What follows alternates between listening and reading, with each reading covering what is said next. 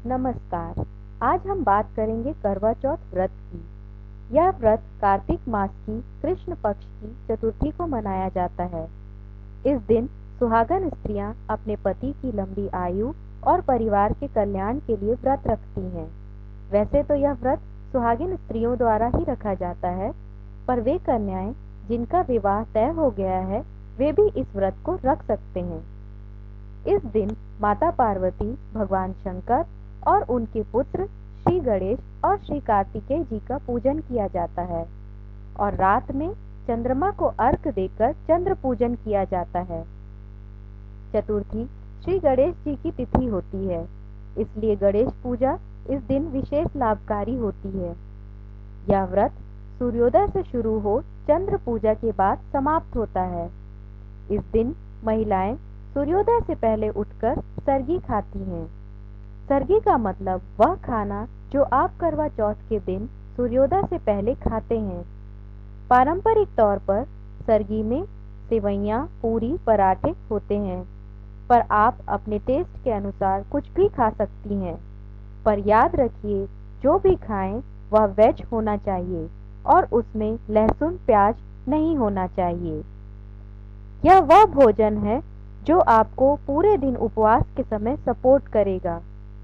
कहा जाता है कि सरगी सास अपनी बहू को बनाकर देती हैं, पर आप इसे खुद भी बना सकती हैं।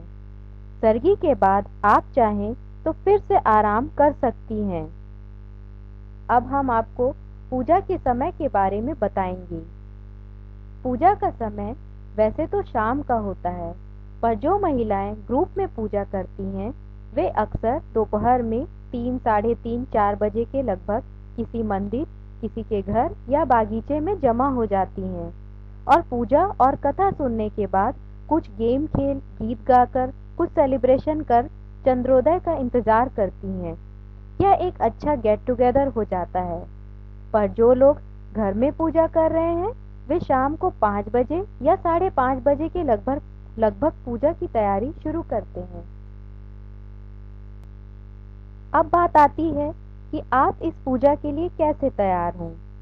तो हम बताते हैं कि एक दिन पहले ही आप चाहें तो घर की सफाई कर सकती हैं, ताकि आप उपवास वाले दिन ज़्यादा थके नहीं। Choose bridal colours for the cloth like red, green, yellow, orange, pink etcetera. सभी तरह की ज्वेलरी जो भी आपके पास उपलब्ध है, सिर के बिंदिया से लेके पैर के बिछुए तक जो भी ज्वेलरी आपके पास है सारी पहने। खास तौर पर चूड़ी, बिंदी, पायल, मंगलसूत्र, ईयररिंग, नोज पिन, मांग में सिंदूर, पैरों में आलता। चाहे तो एक दिन पहले आप मेहंदी लगवा सकती हैं और चाहे तो अगर आप घर पे ही हैं करवा चौथ के दिन तो दिन में भी मेहंदी लगा सकती हैं। कुल मिलाकर आपको एक दुल्हन की तरह तैयार होना है। कुछ महिलाएं इस दिन अपने शादी का जोड़ा भी पहनती हैं। विशेषता सिंदूर, बिंदी, हाथों में चूड़ी, गले में कुछ हार, मंगलसूत्र या चेन जरूर होना चाहिए। इस तरह आप अपने आप को तैयार कर सकती हैं। अब हम आपको बताते हैं कि पूजा के लिए कैसे तैयारी करनी है। अगर आप घर में पूजा कर रही हैं तब आपको क्या करना है। पूजा घर में या जो भी आपका मंदिर है घर में उसके पास या घर में कोई भी एक स्वच्छ स्थान है, उस स्थान को अच्छे से झाड़ पोंछ लीजिए, वहाँ थोड़ा गंगा जल डाल दीजिए। याद रखिए, जगह का चुनाव ऐसे करना है कि अगर जब आप भगवान की तस्वीर रखते हैं तो भगवान की तस्वीर दक्षिण की तरफ ना देखें। एक जगह चुन लेनी है। साफ सुथरा करने के बाद वहाँ पर आपको एक अल्पना या चौक, आटे का चौक या फिर कोई रंगोली टाइप यानी कोई भी आप शुभ चिन्ह या फूल, छोटा सा फूल बना सकती हैं। उसके ऊपर आपको लकड़ी का पटा या पीढ़ा जिसे कहते हैं या वुडन प्लैंक, उसको रख देना है। उसके ऊपर आपको एक स्वच्छ कपड़ा बिछाना है। याद रखिए, कपड़ा सफ़ेद और काले रंग का ना हो। जब आप ड्रेस भी चुनती हैं तो वह ड्रेस भी सफ़ेद और काले कलर को अवॉइड कीजिए। एक साफ कपड़ा बिछा देने के बाद उस कपड़े पर आपको भगवान शंकर, माता पार्वती, श्री गणेश और कार्तिकेय जी की तस्वीर रखनी है। यह तस्वीर अगर आपके पास ना हो तो आपको इंटरनेट में भी मिल जाएगी। पुराने समय में और अभी भी कुछ महिलाएं करती हैं कि वे गोबर से गौरा माँ की मूर्ति बनाकर उसकी पूजा करती हैं, पर शहरों में यह संभव नहीं है, इसलिए हम तस्वीर से ही पूजा कर सकते हैं। अब बात आती है करवा की। करवा का मतलब होता है मिट्टी का एक लोटे की तरह का बर्तन या पात्र, जो कि देखने में लोटे की ही तरह होता है और उसके मुंह पर एक ढक्कन या लिड होता है। आपको यह एक करवा लेना है मिट्टी का।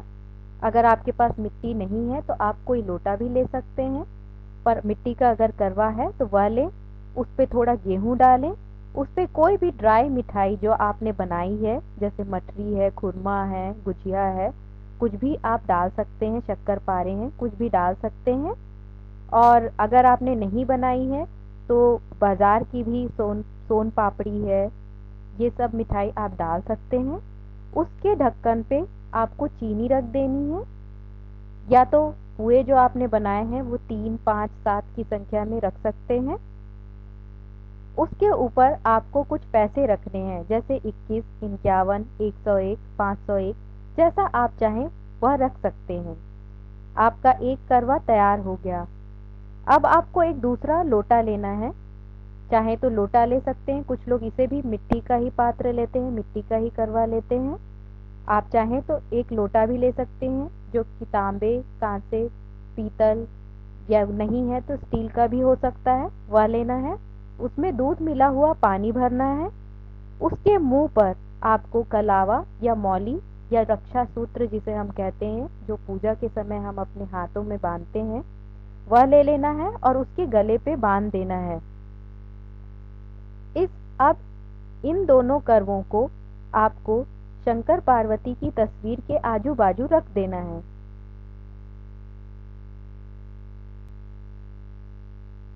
एक आपको दिया लेना है।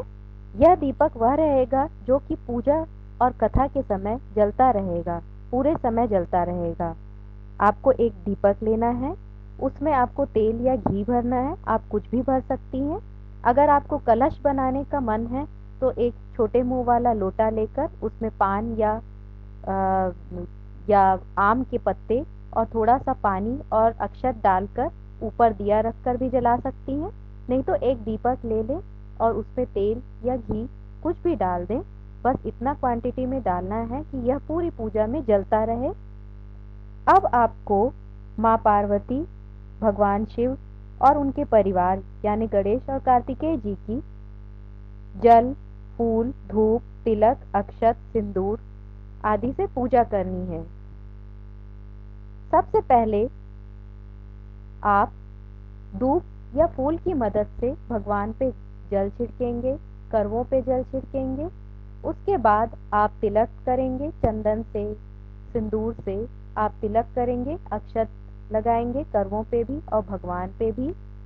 उसके बाद पार्वती जी को आप सुहाग सामग्री जो आपने खरीदी है, चूड़ी, चुनरी, बिंदी, आलता, काजल, दर्पण, कुछ भी जो आपने खरीदी है वो चढ़ा सकती हैं, जिसमें से मेन बिंदी, सिंदूर और चूड़ी होती है, आप चढ़ाइए। उसके बाद आपको भगवान को भोग लगाना है।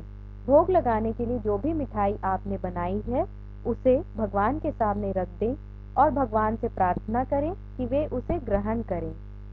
उसके बाद आपको भगवान को पान के पत्ते, सुपारी रखकर, खड़ी सुपारी मिलती है वह रखकर चढ़ा देना है